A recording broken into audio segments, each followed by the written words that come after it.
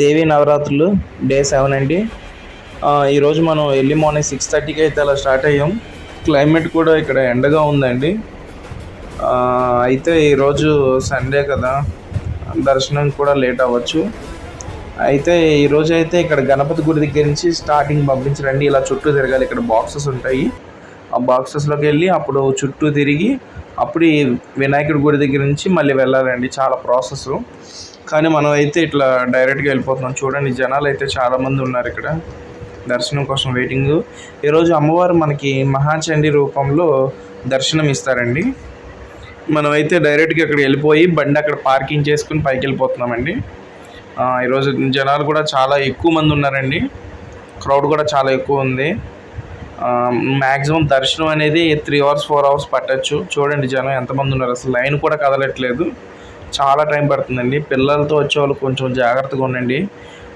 రేపు మూల నక్షత్రం కాబట్టి ఇంకా క్రౌడ్ ఎక్కువ ఉంటుందండి. దయచేసి పిల్లవాళ్ళని తీసుకురావద్దు, వాళ్ళని ఇబ్బంది పెట్టద్దు. ఈరోజు ఎంత క్రౌడ్ ఉందంటే రేపు ఇంకెంత క్రౌడ్ ఉంటుందో ఒకసారి అర్థం చేసుకోండి. పిల్లల్ని తీసుకొచ్చి వాళ్ళని ఇబ్బంది పెట్టబాకండి. చూడండి జనాలు అయితే ఎలా ఉన్నారు. అసలు లైన్ కదలట్లేదు. మనం అయితే కొండపైకి వచ్చేసామండి. ఇది హెల్త్ చెకప్ ఇక్కడ చేస్తారండి. మెడిసిన్స్ ఏమైనా కావాలని ఇస్తారు. మనం కొండపైకి అయితే వెళ్తున్నాము.